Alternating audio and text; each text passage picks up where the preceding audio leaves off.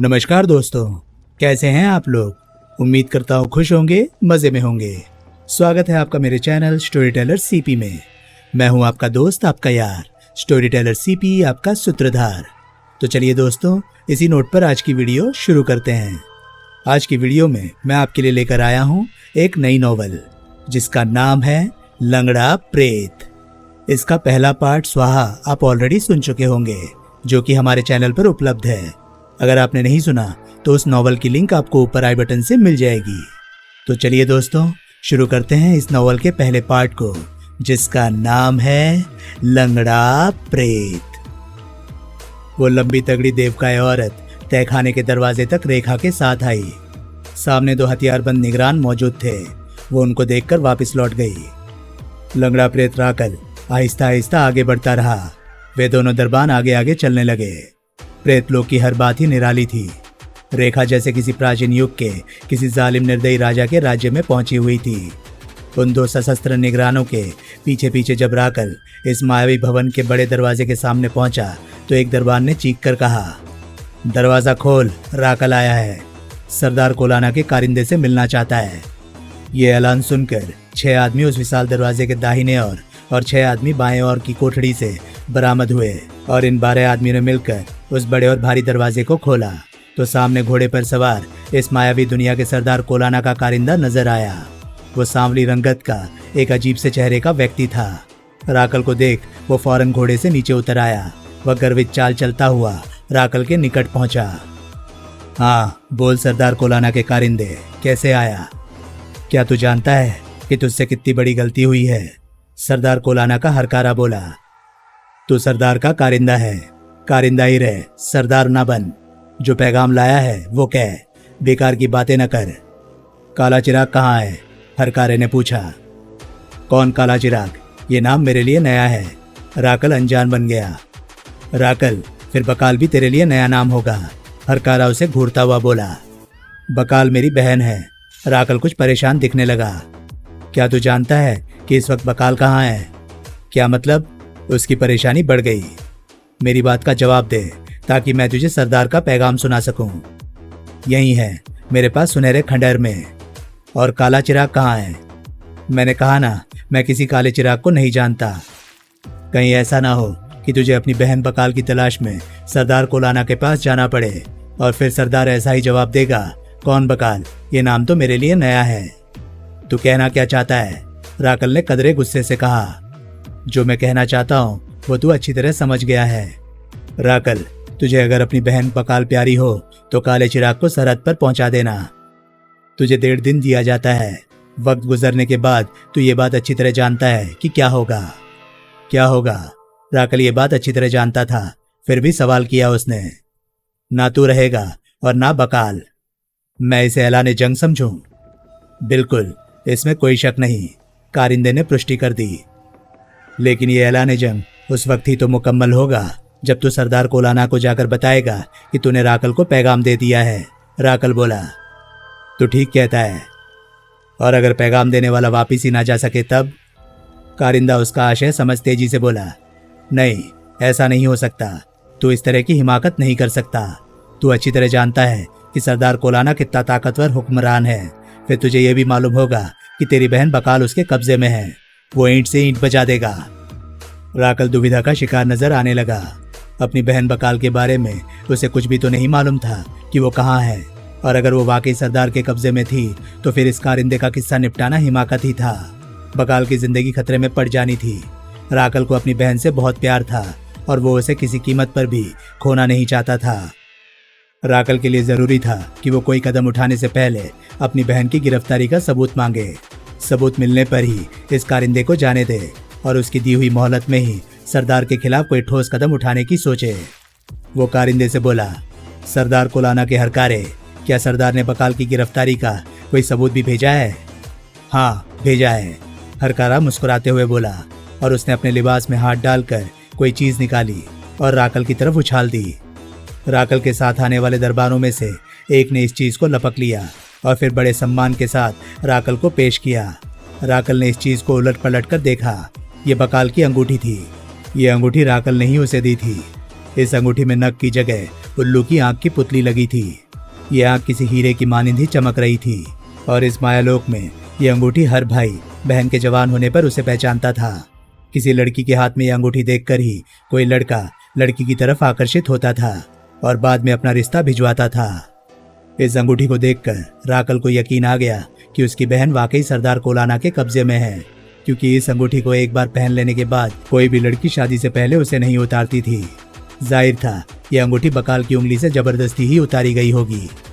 राकल के तेवर बदल गए, पर वो अपना रोष दबाते हुए बोला, सरदार कोलाना से कहना कि उसने मेरी बहन पर कब्जा करके अच्छा नहीं किया। और राकल, क्या तूने काला चिराग को गिरफ्तार करके अच्छा किया है? हरकारे ने आंखें दिखाई। वो मुजरिम है। चल, तूने उसके अपने पास होने का इकरार तो किया। थोड़ी देर पहले तक तो तू उसके नाम से भी वाकिफ नहीं था। वैसे क्या मैं पूछ सकता हूँ कि उसका जुर्म क्या है? हरकारे ने पूछा। वो खामखा बकाल के पीछे लगा हुआ है। वो बकाल से मोहब्बत करता है और मोहब्बत करना कोई जुर्म नहीं है। उसकी ये जरूरत पसंद नहीं। खैर, ये मसला मेरा है ना तेरा है। ये मसला काले चिराग और बकाल के बीच का है। मैंने तुझे सरदार का पैगाम दे दिया, उसकी दी हुई निशानी भी तुझे दिखा दी। अब तू बता क्या कहता है? मैं कल सूरज निकलते ही काले चिराग को सरहद पर पहुंचा दूंगा। ठीक है, बकाल की निशानी मुझे लौटा दे। ये कहते हुए हरकारे ने अपना हाथ बढ़ा दिया। राकल ने वो अंगूठी उसकी तरफ उछाल दी, जिसे उसने बड़ी दक्षता के साथ लपक ली। फिर वो तेजी से वापस मुड़ा, दौड़कर अपने घोड़े के निकट पहुंचा, उछलकर सवार हुआ, एड़ लगाई और यूं पलक झपकते ही आंखों से ओझल हो गया। राकल ने एक ठंडा और गहरा सांस लिया। उसका दिमाग चकरा रहा था। वो सोचने लगा, ये सब क्या हो गया? सरदार ने कैसे जान लिया कि काला चिराग उसके कब्जे में है? फिर उसने बकाल को कहां से और कैसे अगवा कर लिया? लगता है उसने बकाल को रेगिस्तान से अगवा करवाया है। वो जरूर इंद्रजीत से मिलने गई होगी। इस पागल के इश्क ने तो उसे कहीं का नहीं छोड़ा। अब उसे काले चिराग को छोड़ना ही होगा, वरना सरदार कोलाना ऐसा सिरफिरा शख्स है कि वो सुनहरे खंडर पर चढ़ाई भी कर सकता है। हरकारे के जाने के बाद उन 12 आदमियों ने यंत्रवत ही प्राचीर के भारी फाटक को बंद कर दिया। दरवाजे की आवाज होने पर राकल चौंका। वो वापस मुड़ा और सीढ़ियां चढ़ने लगा। उसके सशस्त्र दरबान उसके आगे थे। फिर एक बार वही सपना, वही ख्वाब देखा था रेखा ने। उस दिन जब हवाएं चीख रही थी, मूसलाधार बारिश हो रही थी, अंधेरी रात में दूर तक फैला हुआ रेगिस्तान में भटकती हुई चली जा रही थी वो कि एक झोपड़ी उसके सामने आ जाती है। झोपड़ी की छत पर बैठा हुआ था एक उल्लू और झोपड़ी के दरवाजे पर बैठा था एक सांप। जाने कब से वो देखती आ रही थी ये सपना और न जाने अब तक कितनी बार देख चुकी थी। बार बार लगातार एक ही सपना, और आखिर में उस झोपड़ी से आती थी एक आवाज, दर्द भरी आवाज, डरो मत बहन, आओ अंदर आ जाओ। सपने के बारे में उसने ना तो कभी गंगा मौसी को बताया था और ना ही नौकरानी माया को। और उस रात की जब सुबह हुई तो उसे उठाते नौकरानी माया ने कहा, आपके एक दादा थे ना, दादा हरिओम, चल बसे। सब लोग वहीं जाने की तैयारी कर रहे हैं। रेखा भी तैयार हुई। तैयार होकर नीचे गाड़ी में आकर बैठी। अमर ड्राइविंग सीट पर बैठा था। वो मौसी के साथ बैठ गई। मौसी ने बताया, दादा ध्यान लगाए बैठे थे, उसी स्थिति में प्रभु से जा मिले। बस 1 साल की कसर रह गई। 1 साल और जी लेते तो 100 के हो जाते।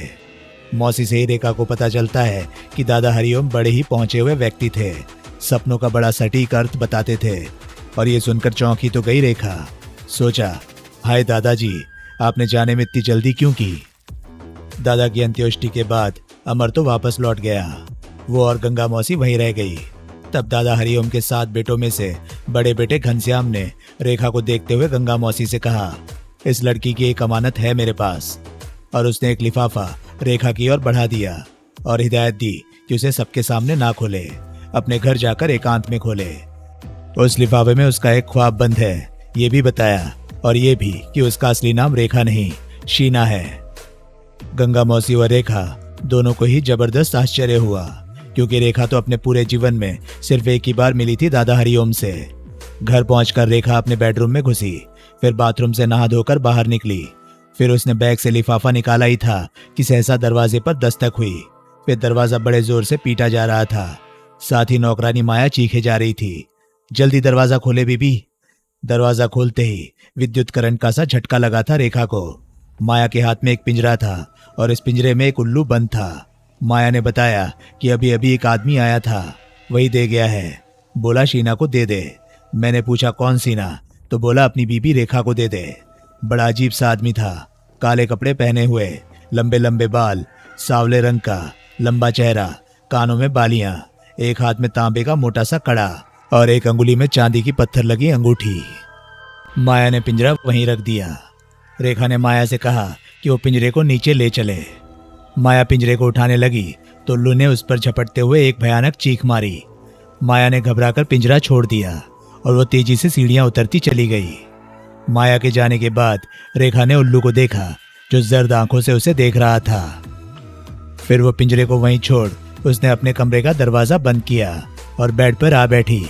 फिर बैग से दादा हरिओम द्वारा उसके लिए छोड़ा गया लिफाफा उसने खोला। लिफाफे में जो कागज था उस पर कुछ लिखा हुआ नहीं था। उस पर पेंसिल से एक स्केच बना हुआ था, वही जो कई रातों से ख्वाबों में देख रही थी। एक गोल झोपड़ी, झोपड़ी की छत पर बैठा उल्लू, दरवाजे पर कुंडली मारे बैठा सांप। उस स्केच को देखते ही उसके दिमाग में वो आवाज भी गूंजने लगी थी, डरो मत, अंदर आ जाओ। रेखा ने कागज पलटकर देखा तो उस पर एक और रेखा चित्र दिखाई दिया।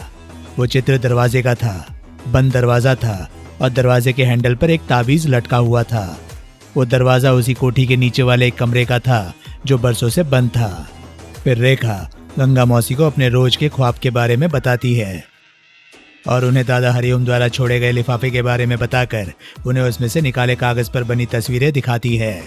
पहले झोपड़ी, उस पर बैठे उल्लू और बाहर कुंडली मारे बैठे सांप की तस्वीर। फिर पलटकर उसके पीछे बने दरवाजे व उसके हैंडल पर लटकते तावीज की तस्वीर। और उस दूसरी तस्वीर को देखते ही गंगा मौसी का चेहरा पीला पड़ गया। मुंह से निकला, नहीं। मौसी उस दरवाजे को पहचान गई थी। मौसी, मैं नीचे वाला वो हमेशा बंद रहने वाला कमरा अंदर से देखना चाहती हूँ, रेखा ने कहा। हाय रेखा, नहीं, ऐसी बात सोचना भी नहीं। रेखा के पूछने पर मौसी बताती है उन्हें उस कमरे को खोलने से मना किया गया है। जिस शख्स से उन्होंने वो मकान खरीदा था उसी ने। और फिर गंगा मौसी ने रेखा को उस कमरे के निर्माण व उसके बाद घटी घटनाओं की कहानी सुनाई। उस अजीबोगरीब कहानी के बारे में जानने के लिए पढ़ें राज भारती का पूर्व प्रकाशित हॉरर उपन्यास स्वाहा। और गंगा मौसी के मुंह से उस मकान के निर्माण व बेचे जाने की सारी कहानी सुनकर रेखा ने यह जाना कि टोने टोटकों के माहिर रोशन अली की सलाह पर जब ये मकान अमर ने खरीदा था तब रोशन अली ने एक ही बात कही थी, उस बंगले में उन्हें ना तो कोई नुकसान पहुंचेगा और ना ही कोई कष्ट होगा। हाँ, नीचे वाले उस कमरे को हमेशा बंद रखना होगा।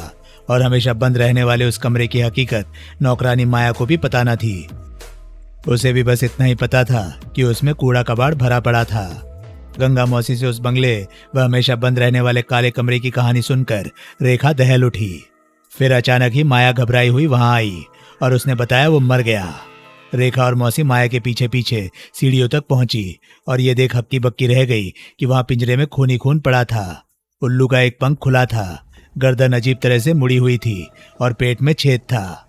ऐसा लगता था जैसे किसी ने किसी तेज धार से उसका पेट फाड़ दिया हो। मगर एक जरा से पक्षी में बकरे जैसा खून कहां से आया भला। और वहां दिख रहे थे कदमों के निशान जो उल्लू के खून से होकर उसी हमेशा बंद रहने वाले कमरे तक चले गए थे, जिसके हैंडल पर काला ताबीज लटका हुआ था। अमर घर लौटा तो रेखा ने उसे सारी बात बताई। ये सब सुनकर उसने माया को तुरंत हुक्म दिया, माया, सारे काम छोड़कर ये खून साफ कर दो। साहब जी, अगर आप पिंजरे से उल्लू को निकालकर बाहर फेंक दे तो मैं पिंजरा भी धो दूं, माया बोली। अमर ने पिंजरा खोला, हाथ डालकर उल्लू का फैला हुआ पंख पकड़कर उल्लू को बाहर खींच लिया और सोचा कि उस मरे हुए उल्लू को बराबर वाले खाली प्लॉट की तरफ उछाल देगा। मगर तभी एक जबरदस्त फड़फड़ाहट के साथ उल्लू का पंख अमर के हाथ से निकल गया। उल्लू उसके हाथ से निकलकर छत की ओर उड़ गया। और यह भयानक घटनाक्रम यहीं खत्म ना हुआ था। दूसरे दिन की शाम जब रेखा अपनी एक सखी रजनी से मिलने गई थी, अमर अपने ऑफिस में था। घर में गंगा मौसी व माया के अलावा कोई न था। तभी घर की कॉल बेल बजी थी। माया ने दरवाजा खोला तो पल भर के लिए उसकी सांसें रुक गई। सामने बरामदे में वही रहस्यमय व्यक्ति खड़ा था जो उसे उल्लू का पिंजरा दे गया था। वो बड़े गुस्से में था। माया को देखते ही वो बोला, हमारा परिंदा वापस कर दो। माया ने बताया वो तो उड़ गया। तो वो बोला, शीना बीवी और रेखा बीबी को बुलाओ। माया ने बताया कि रेखा घर पर नहीं है। तो वो बोला, खाली पिंजरा ही वापस कर दो। माया ने जल्दी से पिंजरा लाकर उसे दे दिया और उसका नाम पूछा तो उसने अपना नाम काला चिराग बताया और कहा कि कोई रेगिस्तान में उसका इंतजार कर रहा है, वो यहाँ वक्त बर्बाद ना करे। फिर रेखा घर लौटी तो माया ने उसे सब कुछ बताया और ये सब बातें अमर को भी बताई गई। फिर उस रात जब अचानक ही रेखा की आंख खुली तो रेखा के कदम अनायास ही नीचे वाले उस कमरे की तरफ बढ़ गए जो हमेशा बंद रहता था। कमाल की बात थी, उस कमरे का दरवाजा रेखा को लॉक्ड ना मिला, परंतु उस रात रेखा उस कमरे में जाने की हिम्मत ना कर सकी। सुबह देर से उठी तो माया ने बताया उस रोज दूध फट गया था। मौसी ने कहा था लाल मिर्च डालकर दूध को उबाल सिंक में बहा दे, परंतु माया ने दूध यूं ही फेंक दिया था। गंगा मौसी के कमरे में पहुंचने पर माया ने पाया मौसी फोन पर बातें कर रही है। मौसी बताती है फोन बलदेव अंकल का है। रेखा भी बलदेव अंकल से बात करती है तो वो कहते हैं जल्दी ही वो उसे लेने आएंगे। बलदेव अंकल ने शादी नहीं की थी, वो अविवाहित थे, हालांकि अब वो 50 वर्ष के थे। गंगा मौसी उससे 2-4 वर्ष छोटी थी। अपने जीजाजी के बाद गंगा मौसी स्थायी रूप से अपनी बहन के साथ आकर रहने लगी थी। अमर उनकी बहन का ही बेटा था। फिर बहन भी चल बसी तो गंगा मौसी व अमर अकेले रह गए। कभी गंगा मौसी व बलदेव अंकल में जबरदस्त इश्क था, किंतु खानदानी मतभेदों के कारण उनकी शादी ना हो सकी। रेखा की बहुत जिद पर गंगा मौसी ने पहली बार रेखा को ही अपनी प्रेम कहानी बताई थी, परंतु रेखा स्वयं अपने दिल की बात दिल में ही रखती थी। आज बलदेव अंकल के फोन ने रेखा को फिर उलझा दिया था। रेखा नहीं जानती थी कि बलदेव अंकल उसे यहाँ गंगा मौसी के पास क्यों छोड़ गए और उसके बार बार चाहने पर भी उसे दिल्ली क्यों नहीं बुलाते। जब भी वो कुछ पूछती वो कह देते सब्र करो, जल्दी सब कुछ बताऊंगा। दोपहर खाना खाने के बाद रेखा के दिल में उत्कृष्ट इच्छा हुई नीचे वाले बंद कमरे में जाने, उसे अंदर से देखने की। वो कमरे के निकट पहुंची। हैंडल पर हाथ रखकर उसने दरवाज़ा थोड़ा सा खोला ही था कि भीतर से एक मर्दाना आवाज़ आई, अभी नहीं, रात को आना।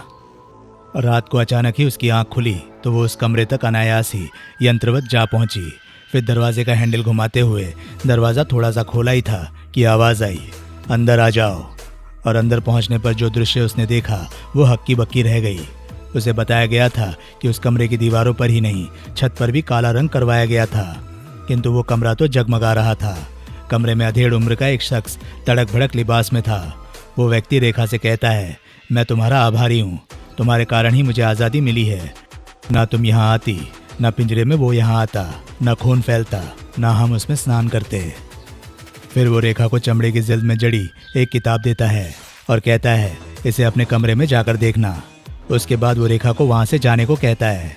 किताब लेकर रेखा लौट आती है। अगले दिन रेखा मौसी व अमर को बताती है कि नीचे वाले कमरे का ताला खुला है, किंतु वो अमर के साथ दिन में उस कमरे में जाती है तो वहाँ फिर से ताला लगा पाती है। हैंडल पर काले कपड़े में सिला ताबीज भी पहले की तरह लगा हुआ था। वे दरवाज़ा खोलने की कोशिश करते हैं किंतु दरवाज़ा नहीं खुलता, वो हमेशा की तरह लॉक था। रेखा अविश्वास व दुविधा में फंसकर रह गई। अपने कमरे में पहुंच चमड़े की जिल्द में मढ़ी वो रहस्यमय किताब निकाली और जब उसने डायरी के पन्ने पलटे तो डायरी में लिखा हुआ देखा। काली स्याही से लिखा एक एक शब्द मोतिया सा टंगा हुआ था। पढ़ती चली गई वो उन शब्दों को और तब उसे मालूम हुई अपनी हकीकत। उसके दादा निहाल चंद थे और पिता कृष्णकांत। एक भाई भी है उसका, इंद्रजीत, किंतु उसका एक चाचा भी है, रमाकांत। रमाकांत ने दौलत के लालच में उसके भाई इंद्रजीत को मरवाने का इंतजाम किया था और मुद्दत से इंद्रजीत लापता था। उसके पिता कृष्णकांत चाचा की नीयत से वाकिफ थे। उन्होंने अपनी प्यारी बेटी शीना को कलेजे पर पत्थर रखकर खुद से दूर कर दिया था। वो सीना ही रेखा है। बेटी की जान बचाने के लिए उसे गैरों में पलने भेज दिया, उसका नाम भी बदल दिया। ये सब कुछ डायरी पढ़कर जान गई रेखा और उसके दिलो दिमाग में भूचाल सा आ गया। फिर एक और भी अजीब सा वाकया हुआ। रेखा की नजरें डायरी के आखिरी पन्ने पर पड़ी ही थी कि देखते ही देखते लफ्ज उड़ने लगे और आखिर में डायरी एकदम कोरी हो गई। उसका हर पन्ना कोरा हो गया। अपने पिता व अपने भाई के विषय में जान उनके बारे में सोचते रेखा काफी जज्बाती हो उठी। उसने निश्चय किया कि वो अपने भाई को तलाश करेगी और पिता से मिलने दिल्ली जाएगी। दिल्ली जाने का निश्चय करने के बाद जब एक बार फिर रेखा ने उस डायरी को खोला तो एक पन्ने पर एक खून का धब्बा नजर आया। वो शंकित हो उठी। फिर आनन फानन में ही उसने अमर से कहकर दिल्ली के टिकट का इंतजाम करा लिया, किंतु रेखा के दिल्ली प्रस्थान से पहले ही बलदेव अंकल का दिल्ली से फोन आ गया। उन्होंने गंगा मौसी से रेखा को तत्काल दिल्ली भेज देने को कहा और बताया कि रेखा के पिता कृष्णकांत का किसी ने कत्ल कर दिया है, किंतु गंगा मौसी ने रेखा को दिल्ली के लिए विदा करते समय ये बुरी खबर सीधे सीधे ना बताई। दिल्ली एयरपोर्ट पर बलदेव अंकल रेखा का प्रतीक्षक था। रेखा के सिर पर हाथ रखकर उसे हल्का सा गले लगाते हुए वो बोले, कैसी हो रेखा? पर रेखा जवाब देने की बजाय पूछ बैठती है, मेरे पापा की मौत कैसे हुई? बलदेव अंकल रेखा को उसके पिता कृष्णकांत की हत्या का वही विवरण बताते हैं जो जानते हैं। मॉडल टाउन की वो कोठी जहां रेखा के पापा की हत्या की गई थी, रिश्तेदारों व परिचितों से भरी थी। वहां रेखा अपने चाचा रमाकांत को भी विलाप करते हुए देखती है। अगले दिन कृष्णकांत के वकील ने उसकी वसीयत पढ़कर सुनाई तो रेखा के चाचा रमाकांत को जबरदस्त झटका लगा। भाई की जिस संपत्ति को वो दबाए बैठा था, वसीयत में उसका भी जिक्र था और गुमशुदा बेटे इंद्रजीत के लौट कर आने पर सब कुछ रेखा का था। अगले दिन नाश्ते के बाद रेखा अपने कमरे में गई। सूटकेस खोलकर उसने कपड़ों के नीचे से ये रहस्यमय डायरी निकाल ली। चमड़े की जिल्द से मढ़ी उस डायरी को वो साथ ही लाई थी। डायरी खोली तो कुछ पेज उसे लिखे हुए नजर आए। पढ़ना शुरू किया तो अपने पिता की हत्या का सारा राज उसकी आंखों के सम्मुख स्पष्ट हो उठा और ये भी उसे मालूम पड़ा कि उसके पिता के यहाँ बरसों से काम कर रहा वफादार नौकर घनश्याम भी उसके चाचा रमाकांत के हाथों बिक गया था। पिता की हत्या उनके सगे भाई और रेखा के चाचा रमाकांत ने ही की थी। फिर रेखा ने बलदेव अंकल को फोन करके नौकर घनश्याम पर अपना शक जाहिर किया और ये जानने पर कि नौकर घनश्याम अपने मालिक कृष्णकांत की हत्या के समय अपनी बेटी के एक्सीडेंट का बहाना करके जानबूझकर घर से दूर चला गया था, बलदेव अंकल घनश्याम के क्वार्टर में उससे पूछताछ करने पहुंचे तो वहाँ घनश्याम व उसकी पत्नी को मृत पाया। किसी तेज धारदार हथियार से उनकी गर्दन काट दी गई थी। रेखा के पापा की चाचा रमाकांत द्वारा हत्या की जा चुकी थी। रेखा को सोते जागते अक्सर अपने पिता नजर आने लगे। मरकर उसके पिता की आत्मा को सुकून नहीं मिला था। फिर उस रात 4 बजे रेखा गहरी नींद में थी कि उसे दादा हरिओम ख्वाब में नजर आए। उन्होंने पिता की आत्मा की मुक्ति के लिए स्वप्न में ही रेखा को एक मंत्र बताया। रेखा ने दादा हरिओम के बताए अनुसार मंत्र का 3 दिन तक पाठ किया।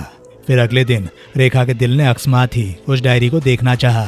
रेखा ने डायरी निकालकर उसके पृष्ठ उल्टे पलटे। अचानक ही एक पृष्ठ पर रेखा को नीचे वाले उस कमरे की तस्वीर नजर आई जिसके हैंडल पर काला ताबीज लटका हुआ था। इसका मतलब क्या हुआ?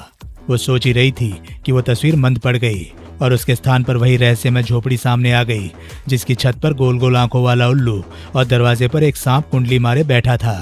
झोपड़ी की तस्वीर स्पष्ट होते ही एक मर्दाना आवाज उसके जहन में गूंजी, डरो मत, आओ झोपड़ी के अंदर आ जाओ। फिर वो तस्वीर धुंधली पड़ गई और बंगले के निचले कमरे की तस्वीर फिर से नजर आने लगी। उसके बाद फिर वो तस्वीर गायब हुई और झोपड़ी की तस्वीर, उल्लू, सांप और मर्दाना आवाज, ऐसा 3 बार हुआ। बंगले के निचले रहस्य में काले कमरे के बाद डायरी उस झोपड़ी की तस्वीर दिखाती और ओझल हो जाती। डायरी रेखा के हाथ में थी। वो यूं ही पन्ने पलटती रही कि एक पृष्ठ ऐसा आ गया जिस पर कोई हिदायत लिखी थी। रेखा ने वो हिदायत पढ़ी तो खुशी से झूम गई। उसके दिलो दिमाग की उलझन एकदम दूर हो गई और उस हिदायत के हिसाब से अब रेखा को सफर करना था और सफर की तैयारी करने में रेखा ने देर न लगाई। उसने सफारी बैग तैयार कर लिया जिसमें उसने सिर्फ बेहद ज़रूरी चीज़ें ही रखी थी, जिन्हें रखने के बाद भी बैग इतना हल्का था कि उसे कंधे पर लटकाकर बड़ी आसानी से मीलों सफ़र किया जा सकता था। सफ़र पर जाने से पहले उसने खुले वातावरण में घूमने का प्रोग्राम बनाया और अमर, गंगा मौसी, वो और माया 4 बजे के लगभग पिकनिक मनाने निकल पड़े। घर लौटने के बाद वो रात बीती, सुबह हुई। आदतन गंगा मौसी जल्दी उठी तो अजीब सी बेचैनी सी महसूस करने लगी। फिर क्या माया ने बताया कि रेखा बीबी का कमरा खुला है लेकिन वो अपने कमरे में नहीं है तो मौसी का दिल धक से रह गया। बहुत ढूंढा गया रेखा को पर वो कहीं नहीं मिली, घर में भी, घर से बाहर भी। लेकिन कोई ये नहीं जानता था कि रेखा घर से बाहर तो गई ही नहीं थी। रेखा को डायरी के पृष्ठ पर से यही हिदायत मिली थी। रात के ठीक 2:30 बजे वो बंगले के उसी रहस्य में काले ताबीज बंधे कमरे में द्वार पर पहुंच जाए। उसका सफर वहीं से शुरू होगा। रात को रेखा घड़ी में अलार्म लगाकर सोई। ठीक 2 बजे घड़ी का अलार्म बजा और तुरंत ही रेखा उठ गई। घड़ी का अलार्म बंद कर फौरन बाथरूम पहुंची, फिर बिस्तर ठीक किया, सब कुछ चेक किया, हर चीज करीने से थी। ठीक 2:25 पर अपने कमरे से बाहर निकली। सीढ़ियां उतरकर काले ताबीज वाले कमरे के सामने पहुंची तो कमरे के हैंडल पर उसे हाथ भी नहीं रखना पड़ा। दरवाजा खुद ब खुद खुल गया, जैसे दरवाजे के पीछे कोई रेखा का प्रतीक्षक था। सामने अंधेरा था। रेखा महज अंदाजे से ही कमरे में दाखिल हो गई। उसके कमरे में दाखिल होते ही दरवाजा खुद ब खुद बंद हो गया। घुप अंधेरे में रेखा आगे बढ़ने लगी, मगर 2-3 कदम अंदर जाकर ही ठिठक गई। समझ नहीं पा रही थी कि वो आगे बढ़े या खड़ी रहे। अगर बढ़े तो किस तरफ बढ़े। वो अंधेरे में आंख फाड़े देख रही थी कि छत पर दूर कहीं रोशनी टिमटिमाती नजर आई, जैसे आकाश पर कोई तारा टिमटिमा रहा हो। फिर देखते ही देखते सितारों की संख्या बढ़ती चली गई और चारों ओर मध्यम सा उजाला फैलता चला गया। और तब रेखा ने खुद को खुले आसमान के नीचे पाया। फिर रोशनी कुछ तेज होती चली गई। यूं लगा जैसे चांद निकल आया हो। साथ ही ठंडे हवा के झोंके रेखा के रेशमी बदन को छूते चले गए और तभी रेखा को अपने पांव किसी नर्म चीज में धंसते हुए महसूस हुए तो वो चौंक गई। वो किसी रेगिस्तान में आ पहुंची थी। जाने कहाँ आ गई थी, कौन सा इलाका था। फिर उसके सिर पर एक बड़ा सा साया लहराया और एक पक्षी पंखों की फड़फड़ाहट के साथ चीखता हुआ आगे निकल गया। सब कुछ बड़ा ही अजीबोगरीब था, ऐसा जैसे किसी अंग्रेजी फिल्म का हिस्सा हो। सहसा कहीं से छमछम की आवाज उभरी। आवाज की दिशा में उसने नजरें उठाई तो सामने से एक साया लहराता हुआ आता दिखाई दिया। करीब आया तो देखा वो एक ऊंटनी थी जिस पर कोई सवार नहीं था। ऊंटनी उसके निकट आकर ठहर गई, फिर खुद ही बैठ गई और तभी रेखा के कानों में कहीं से एक आवाज आई, ऊंटनी पर बैठ जाओ, ये तुम्हारे लिए ही भेजी गई है। रेखा ऊंटनी पर सवार हो गई। फिर वो ऊंटनी चली तो रफ्तार बढ़ाते बढ़ाते हवा से बातें करने लगी। फिर सूरज एक लाल तवे सा बहुत धीरे धीरे आसमान पर उजागर होने लगा। दौड़ते दौड़ते ऊंटनी की रफ्तार धीरे धीरे काफी कम हो गई। फिर एक स्थान पर वो बैठ गई तो रेखा ऊंटनी पर से उतर गई। अचानक परिंदे की फड़फड़ाहट के साथ ही तेज तेज चीखों की आवाज उभरने लगी, किंतु आसमान पर उसे सिर्फ किसी उड़ते हुए पक्षी का साया ही दिखाई दिया। धीरे धीरे वो साया दूर होता चला गया। रेखा उसे दूर गायब होते हुए देख ही रही थी कि पीछे से एक साया और उभरा और वो साया किसी देवकाय इंसान का था। परंतु यहाँ भी अजीब बात थी, केवल साया था। किसका साया था, कहीं कुछ नजर नहीं आ रहा था। फिर जैसे ही उस साये का सिर रेखा के कदमों तक आया तो रेखा को लगा जैसे उसके पैरों में आग लग गई हो। उसने घबराकर पीछे हटना चाहा पर हट ना सकी। यूं लगा उसे जैसे किसी जलते हुए तंदूर में डाल दिया गया हो और वो सूखी लकड़ी की तरह तड़ तड़ करके बिखर गई हो। लेकिन ये एहसास, ये यातना सिर्फ कुछ ही क्षणों के थे। फिर जब रेखा के हवास लौटे तो रेत पर नहीं बल्कि ठोस जमीन पर पड़ी थी। उसे वहां लाने वाले साये का दूर तक कहीं पता नहीं था। कुछ ही फासले पर उसे झोपड़ी दिख रही थी, वही झोपड़ी जिसकी छत पर उल्लू बैठा था। रेखा लपक कर झोपड़ी की ओर बढ़ती चली गई। फिर जैसे ही वो बिल्कुल निकट पहुंची, द्वार पर कुंडली मारे बैठा सांप भी उसे दिखाई पड़ गया। सांप रेखा की ओर झपटा। रेखा डरकर भागना ही चाह रही थी कि भीतर से आवाज आई, डरो मत, आओ झोपड़ी के अंदर आ जाओ। रेखा डरती कैसे नहीं, वो सांप उसी की ओर आ रहा था, किंतु अचानक ही वो मुड़कर दूसरी तरफ चला गया। फिर अचानक रेखा ने अपने कंधे पर एक हाथ महसूस किया। उसने मुड़कर देखा तो पीछे मौजूद साये ने हाथ हटा लिया। कौन हो तुम? रेखा ने पूछा तो उसने बताया वो काला चिराग है। फिर उसी ने बताया कि झोपड़ी में उसका बड़ा भाई इंद्रजीत बड़ी ही यातनापूर्ण अवस्था में कैद है। उसे किसने कैद किया है पूछने पर काला चिराग रेखा को बताता है इंद्रजीत को जादूगरनी बकाल ने कैद कर रखा है। और फिर काला चिराग रेखा को बकाल के चुंगल में फंसने की दास्तान सुनाता है। उसका भाई इंद्रजीत जब 14-15 साल का था, वो चाचा रमाकांत व उसके बेटों से काफी घुल मिल गया था। पिता के न चाहने पर भी वो जिद करके चाचा के यहाँ जाने लगा था। चाचा के बेटों के साथ शिकार खेलने जाना उसका प्रिय शुगल था। ऐसे ही एक बार वो शिकार करने गया था तो वापस नहीं लौटा। रमाकांत ने उसकी हत्या की सुपारी बदमाशों को दे दी थी और उसके ना लौटने पर अपने भाई कृष्णकांत को बताया कि उसे डाकू उठाकर ले गए। रेखा की माँ इस गम में रेखा के जन्म देने के बाद बहुत जल्दी ही चल बसी और कृष्णकांत ने अपनी बेटी को भाई रमाकांत की बुरी नज़र से बचाने के लिए अपने से दूर रखकर पालना शुरू कर दिया। किंतु इंद्रजीत मरा नहीं था। उसकी हत्या की सुपारी लेने वाले उसका काम तमाम करने वाले ही थे कि जंगल में जड़ी बूटी तलाश कर रहा जादूगर राजू मदारी उधर ही आ निकला।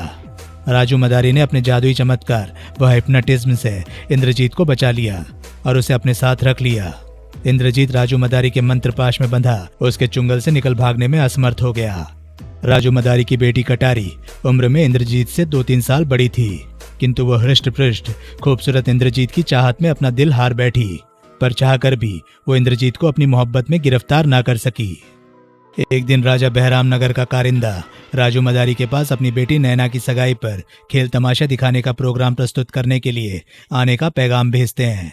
राजू मदारी इंद्रजीत को साथ लेकर राजा साहब की गाड़ी में उनकी हवेली पहुंचता है। वहां राजू मदारी के खेलों के दौरान इंद्रजीत को देख राजकुमारी नैना अपना दिल उस पर हार बैठती है। राजकुमारी नैना का वफादार ड्राइवर रघुवीर सिंह उसे योगी दयाल से मिलवाता है। योगी दयाल को नैना एक मोटी रकम देती है ताकि वो इंद्रजीत को राजू मदारी के सम्मोहन से मुक्ति दिला सके। योगी दयाल के तांत्रिक अनुष्ठान से राजू मदारी चल बसा, किंतु मरते मरते वो देवा काली को अपनी मदद के लिए पुकारता चला गया। देवा काली अपनी चेली बकाल को राजू मदारी की मौत का बदला लेने भेजता है, तो बकाल योगी दयाल को तो मौत के घाट उतार देती है। इंद्रजीत पर उसका दिल आ जाता है और वो उसे अपना कैदी बना लेती है। काला चिराग उसी बकाल के इश्क में गिरफ्तार था, अतः वह इंद्रजीत को छुड़ाकर बकाल को खुद हासिल करने के लिए रेखा की मदद कर रहा था। काला चिराग रेखा को बकाल के भाई राकल के विषय में भी बताता है। राकल वही लंगड़ा प्रेत था जिसे नीचे वाले काले ताबीज बंधे कमरे से अनजाने में ही रेखा ने आज़ादी दिलवाई थी। काला चिराग बताता है राकल रंगीन मिजाज, शरारती और खुराफाती शख्स है, पर रेखा उससे मिलने की इच्छा जाहिर करती है। काला चिराग उसे पहले अपने भाई इंद्रजीत से मिल लेने को कहता है। काला चिराग रेखा को इंद्रजीत से मिलवाता है, किंतु भाई की दुर्दशा देख रेखा का कलेजा चाक चाक हो जाता है। किंतु इंद्रजीत से रेखा व काला चिराग की बातें अभी अधूरी ही थी कि वहां बकाल आ जाती है। बकाल काला चिराग का प्रेम निवेदन ठुकरा अपने 2 देवकाय अनुयायियों की मदद से उसे जंजीरों में जकड़ लेती है। फिर वो रेखा को बताती है कि उसे उस तक काला चिराग नहीं लाया, उसके भाई राकल की इच्छा से ही वो यहाँ तक आई है। फिर वो अपनी शक्तियों के बल पर रेखा को जबरन किसी प्राचीन भवन के खंडहर में ले जाती है जहाँ उसके भाई राकल का बसेरा था। वो रेखा को राकल के हवाले कर देती है। काला चिराग भी राकल का कैदी बन चुका था। बकाल अपने भाई से कहती है कि वो इंद्रजीत के बिना नहीं रह सकती और काले चिराग से उसे सख्त नफरत है। वो चाहती थी कि काले चिराग को आंसुओं की दीवार में चिनवा दिया जाए। राकल हर हालत में रेखा को अपनी बनाना चाहता है, परंतु रेखा उसे दुत्कारती व अपमानित करती है। राकल रेखा पर कोई जादुई अमल करता है, वो चकराकर गिर जाती है और राकल अपना राजदंड अपनी बगल से निकालकर एक टांग पर उछल उछल कर नाचने लगता है। नाच बंद होने पर रेखा एक उल्लू को अपने इर्द गिर्द मंडराता नाचता देखती है। उल्लू उस पर झपटता है, शायद वो रेखा की आंख ही फोड़ देता, पर रेखा उस पर अपना बैग घुमाकर मारती है। बैग इतनी ताकत व वेग से उल्लू से टकराता है कि उल्लू पलटकर दीवार से जा टकराता है। रेखा उस कमरे से निकलकर भागती है और द्वार बाहर से बंद कर चिटकनी लगा देती है, किंतु भाग पाने में वो कामयाब नहीं हो पाती है। कोई रेशमी फंदा उसकी गर्दन में आकर गिरता है और आनन फानन में उसकी गर्दन में तंग हो उसे बेहोश कर देता है। 2 काली भुजंग औरतें रेखा को उठा फिर से राकल के सामने ले जाती है। राकल अपने बल खाए राजदंड को छूता है तो उसके शरीर में भूचाल सा आ जाता है। वो उठ खड़ी हुई, उसका बैग और चाकू निकट ही पड़े थे। रेखा लपक कर चाकू उठाना चाहती है, पर राकल अपने छड़ी से चाकू अपनी तरफ खींच अपने पाँव के नीचे दबा लेता है। से रेखा चाकू उठाना चाहती है तो राकल छड़ी से उसके सिर पर वार कर देता है। रेखा फिर से बेहोश हो जाती है। तब राकल दोनों काली भुजंग औरतों को आदेश देता है कि रेखा को उठाकर कैद खाने में फेंक दो और उसे 3 दिन तक भूखा रखो। खाने में रेखा की बेहोशी टूटती है तो उसे दादा हरिओम की याद आती है। दादा हरिओम उसे शांतचित्त रहने की सलाह देते हैं। उस कमरे में एक रोशनदान था। लहरी कैद खाने में कुछ लुढ़काती है। वो सुर्ख रंग का एक सेब था।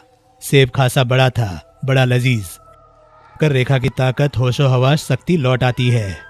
2 दिन बाद रकाल कैद खाने में रेखा से मिलने आता है।